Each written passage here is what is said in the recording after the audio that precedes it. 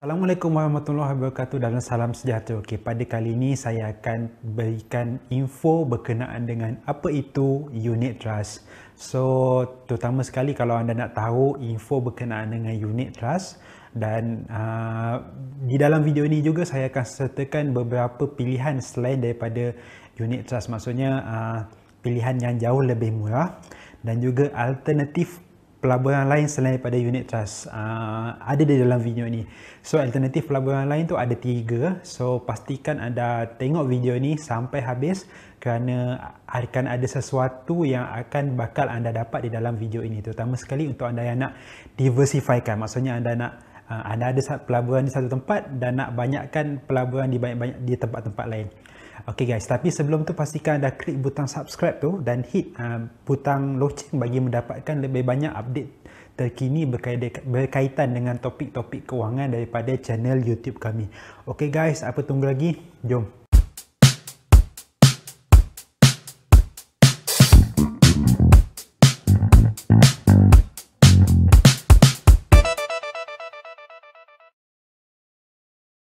Pada kali ini saya akan tunjukkan berikan info kepada anda berkenaan dengan apa itu unit trust ataupun unit amanah. Topik pada video kali ini, satu, bagaimana unit trust berfungsi. Nombor 2, syarikat unit trust di Malaysia, cara memaksimumkan keuntungan, so alternatif kepada unit trust dan pilihan pelaburan yang lain yang ada di Malaysia, terutama sekali kepada anda yang nak memaksimumkan ataupun diversify dalam istilah dia. Maksudnya tak pelaburan anda tak pada satu bidang saja, anda melaburkan duit anda tu pada tempat-tempat lain lah. So kat sini pada item nombor 5 ni saya akan recommend beberapa platform untuk anda kembangkan duit anda. Okey, bagaimana unit trust berfungsi? Okey, ini adalah basic lah. Ada satu pihak, sebagai contoh satu syarikat ni dia akan kumpulkan dana daripada orang ramai, dan of course lah syarikat ni mestilah berlesen dengan Bank Negara Malaysia. So kalau tak ada lesen tu, ianya merupakan salah satu kriteria. Kalau dia tak berlesen tu, dia adalah skim cepat kaya. Okay, syarikat tersebut tu dia akan melaburkan dana yang dikumpulkan tadi tu ke dalam pasaran saham, komoditi dan pelbagai jenis pelaburan yang dibenarkan oleh Bank Negara. So pelaburan mereka pun mesti dibenarkan oleh Bank Negara. Dan fund manager ni adalah orang yang expert lah dalam pelaburan ni. Dia akan jaga pelaburan, dana yang dikumpulkan ni. Ada seorang fund manager, maksudnya dia manager yang akan monitor pelaburan tersebut. So sebagai contoh adalah kalau anda familiar dengan ASB.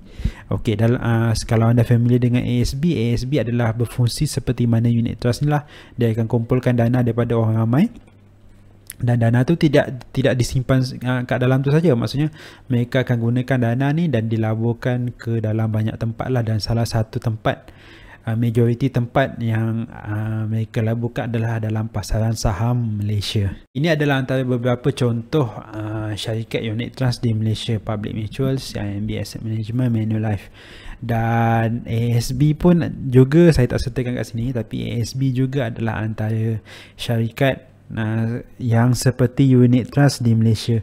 So saya recommend anda beberapa portion duit anda juga anda simpan di dalam ASB dan tabung haji. Mana yang terbaik tu anda boleh check di video description di bawah, dan juga di dalam link ini saya ada sertakan perbandingan di antara ASB dan tabung haji.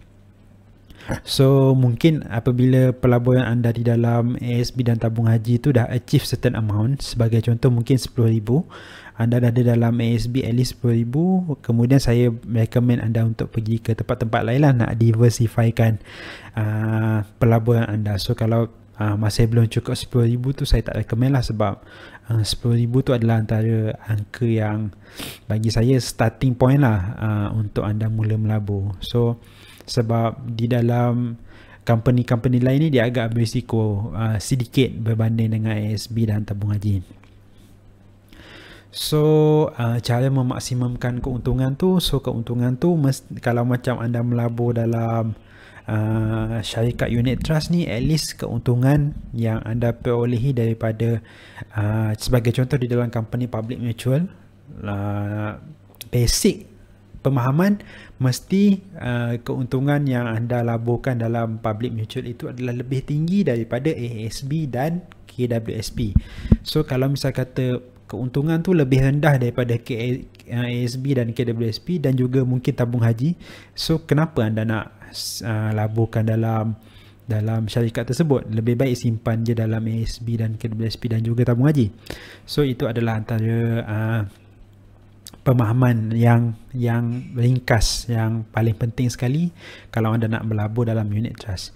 So anda juga kena take note lah, kalau anda melabur dalam unit trust ni ada charge yang dikenakan.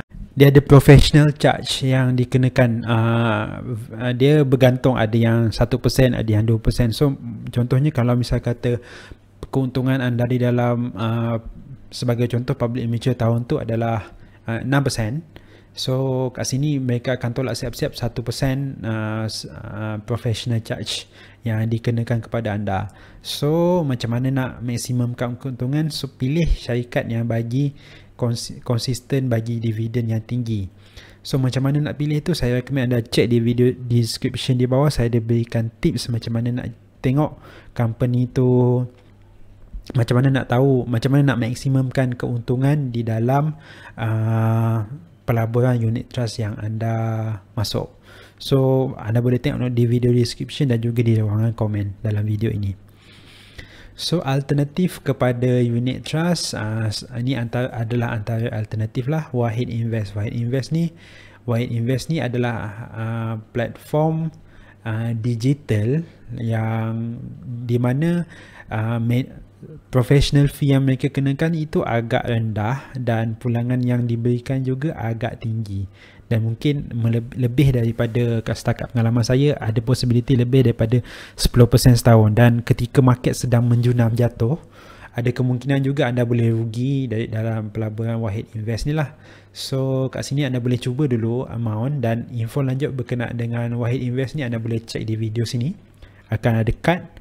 Dan juga di video description di bawah saya ada beberapa artikel berkenaan dengan Wahid Invest ni yang anda boleh baca. So untuk info lanjut lah, Best Invest dan Rais Invest ni adalah alternatif kepada Wahid Invest. Ataupun anda pun boleh invest sendiri dana daripada akaun 1 KWSP, dan info berkenaan ni saya akan beritahu kemudian lah. So apa pilihan pelaburan yang lain di Malaysia? So unit trust ni adalah antara pelaburan yang anda tak perlu monitor pelaburan anda sangat. Maksudnya anda masukkan duit dan kemudian anda akan expect dividen tu dalam lebih kurang dalam 6 ke 10% setahun. Okay, so jadi dia punya dividen tu taklah terlalu tinggi.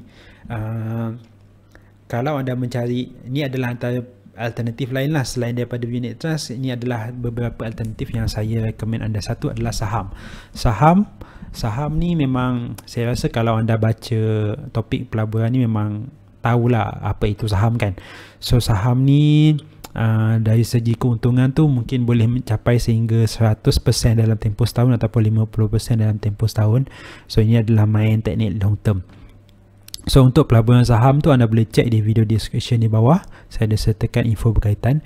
Dan juga pelaburan FCPO ini adalah Futures Crude Palm Oil. So ini adalah berkaitan dengan pelaburan kelapa sawit, pasaran hadapan kelapa sawit. Info lanjut berkenaan dengan CPO ni pun saya tak nak cerita banyak, sebab kalau saya cerita banyak, kalau saya bagi info berkaitan dengan FCPO ini, video ini akan jadi lebih panjang. So info lanjut memang saya recommend anda cek di video description di bawah. Dan juga Forex adalah antara pilihan pelaburan lain di Malaysia sebagai alternatif kepada unit trust. So anda boleh invest dalam Forex lah. Dan ketiga-tiga pelaburan ini sangat aktif. So maksudnya anda kena monitor pelaburan anda.